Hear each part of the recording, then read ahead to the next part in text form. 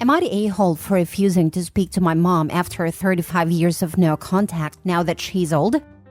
Okay, so I, 56 female, have been total no contact with my mother for 35 years because she married 8 times, had 6 kids, all different fathers, and parentified me since I was 10.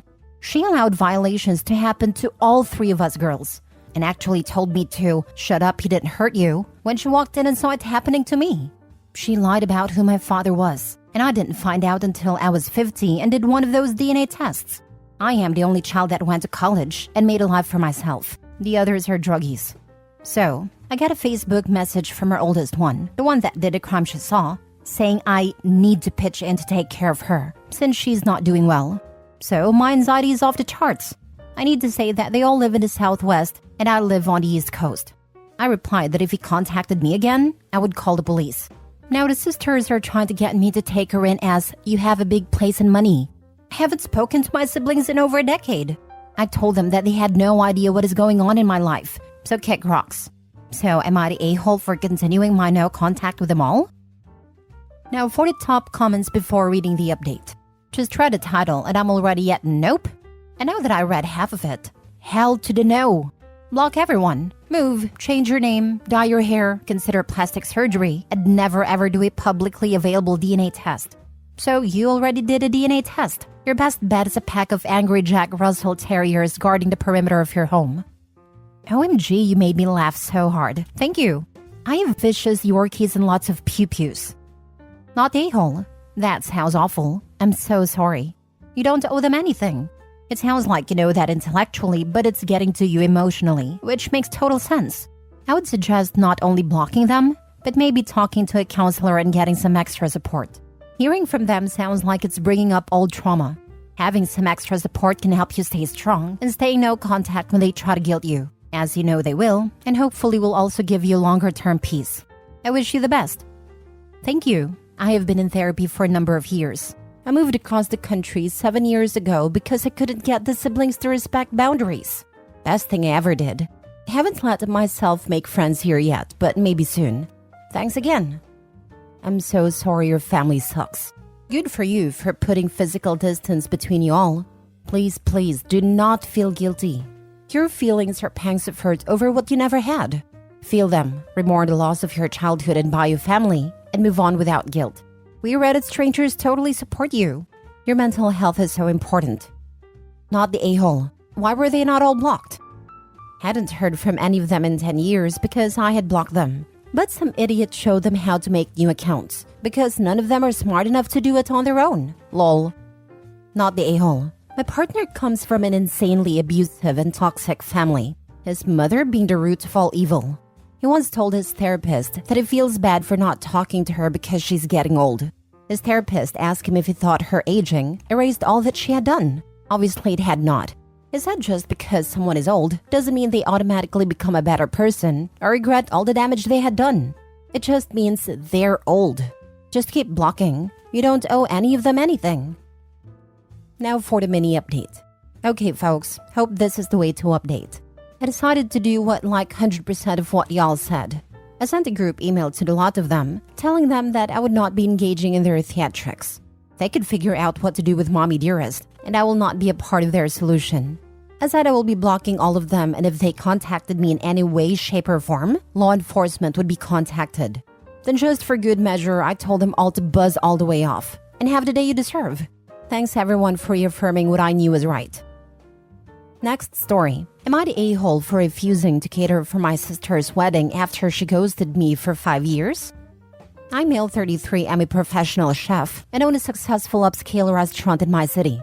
My younger sister, female 29, and I used to be best of friends until 5 years back when we had a falling out over a minor issue.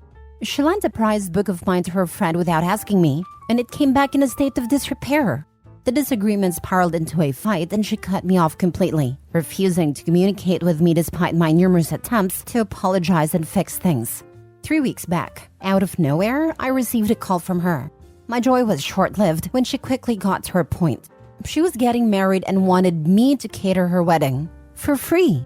Moreover, her request was not merely to provide a main course, but also specialized gourmet meal options for a cosmopolitan guest list, a task that involves a lot of work and money. I've felt a pang of hurt. It felt incredibly selfish and hurtful that after 5 years of silence, she contacted me for a favor, an expensive one at that.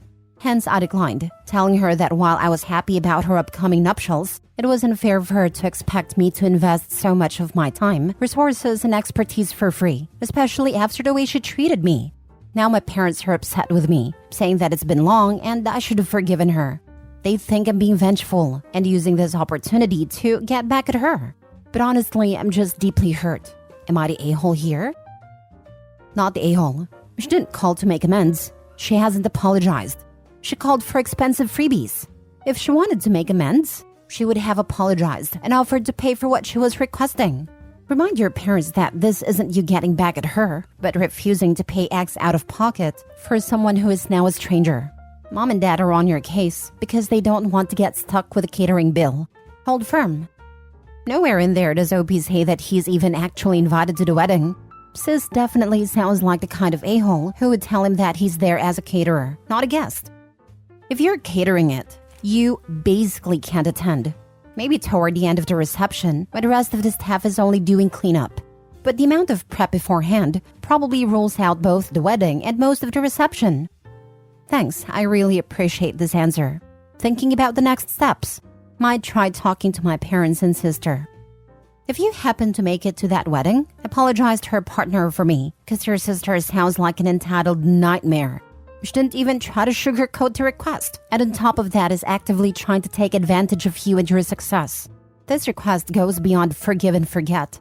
I could understand if the agreement was to pay for the cost of ingredients and utilities, and maybe excluding your time. But to suggest what is probably hundreds of dollars, if not thousands, is simply outrageous. Imagine if you did this for free. I'd bet just about anything to say, she immediately goes back to radio silence. You are not the a-hole. Stay strong and hold on, OP. Don't give in and stick to your guns. Good luck. She didn't even try to sugarcoat the request. Yes, because in her head, she is kind of doing the first move and giving him the opportunity to apologize by doing this. That's how entitled people work. Not the a-hole. Not sure how her destroying your prized book makes you the bad guy, but the fact she thought she would guilt you into doing this for free is hilarious. Tell your parents you will do it if they pay you for it. Full price now, no discount. If they agree, then go ahead and do it. Otherwise, do not feel bad at all. Also would not go to the wedding. And the payment before the wedding. If you let it after, I bet they will not pay you. I wouldn't even allow her in the restaurant or her party. She'll probably destroy something else. I'm sorry that she's using you, but I wouldn't help her. And tell your parents to mind their business. They're not the ones having to shell out the cost, and the only reason they're pushing for it, so they can get it for free. Next story. Am I the a-hole for saying I am not an ant? I, 30 female, have no contact with my older brother, 34 male, or his wife, 28 female, and have not done for over a year. For around 3 years prior to that, our relationship was only upsetting. No matter what I did or said, his wife would claim I was behaving rudely or maliciously, and would scream and cry until I apologized. My brother, her parents, and her brother contacted me over the years to explain this was how she related to girls. Screaming and crying and reconciling afterwards was her way to be close to girls, and I was urged many times to play along and accept this about her, because over time we would become close from it. But it got to the point where it was unbearable. Every message and interaction with her is exhausting, and she delighted in putting me down in front of other people. My brother absolutely enabled this and made everything worse. In fact, the final straw was him secretly recording a conversation we had where he asked me some deeply personal questions. At the time, I thought he was trying to be vulnerable together to mend our relationship, and I caught him playing the recording to her as they both laughed at me. I got a job opportunity far away and jumped at it, making going no contact suddenly much easier, and have not spoken to either of them since. They have also not tried to contact me since I moved. They recently had a child, something I only know about because my mom told me, and she has begun pestering me to visit them and send gifts/messages. I have tried to say no thank you, and even explained if they reached out, I would respond, but I am not interested in initiating contact. But every conversation I have with her now begins and ends with, "You are an aunt now. You need to act like it," or some variation. So today I said, "I am not an aunt. I am not in this baby's life in any way." And she was really upset with me. She asked me if I was rejecting her grandchild, which of course I am not. She is welcome to have a relationship with whoever she wants and be as involved as she wants. But I am not in this baby's life, as an aunt or otherwise, and I don't see that changing in the future, honestly. The conversation only soured from there, with her insisting that if I refuse to accept I am an aunt, then I am claiming she is not a grandmother. She's now not speaking to me and insists I am being unnecessarily hurtful and creating sadness in a time that should be happy. I really don't think of myself as an aunt at all, but I'm now wondering if it was cruel to voice that thought. Am I the a-hole? Now for the comments. You are not the a-hole, but you might need to consider going no contact with your mother as well. It seems like it's not only your brother enabling your sister-in-law's weird behavior, but also your own mother. What has your father to say about all this? Do you have any other siblings? I have 2 other younger brothers who both think she is nutty, but she adores them, so they have a civil relationship. She constantly makes posts about how she loves them and calls them little/big brother, never their names. The only time she got upset with them directly, as far as I know, was when they refused to call her big sister in return. But about a week later, she acted like nothing had happened and never brought it up again. Her own brother told me she just knows how to be close to boys better than girls, and that is why she gets on well with them. I have never asked them to get involved, but my youngest brother has had arguments with our oldest one over her behavior a few times. It just never goes anywhere. But he does not speak to her directly anymore, just through my brother, and only sees her at family functions because of how she treats me. He has, however, gone to visit the baby, and it was the first time he went to their house. My parents are divorced, but my dad is on my side. He was the one who told me to cut them both out of my life.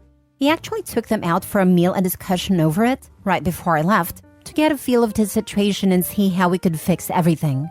But he told me afterwards there was nothing to be done, because they seemed to enjoy the whole situation. He said to him, "It seems they like having an outside person to blame things on, and I was just unlucky to be chosen for that role." Oh wow, this is just so messed up. Sorry to say it, but this is truly good riddance. But looking at this, it might be that your older brother and sister-in-law are pressuring your mother into making you come to see the baby by restricting her access to the baby. I can't see a different explanation for her being so desperately connecting you not wanting to be an aunt to her being a grandmother. It's good that you are not completely alone and still have your father and younger brothers as support in this matter. I hope your bond with them will stay strong and wish you the best for the future. Stay strong. I actually did not consider that she was being pressured by them in some way. I always assumed they never spoke about me at all, so thank you for that perspective.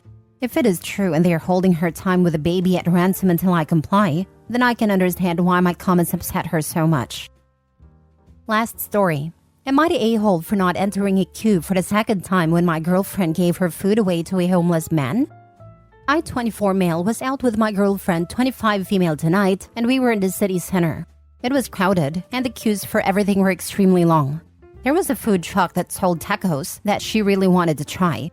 The queue is very long, and she gets tired quickly, so she sat on a bench while I waited for in line to get her tacos. After about 30 minutes of standing in line, I got her tacos and we started walking to a nearby restaurant to get myself some dinner too, before we head home.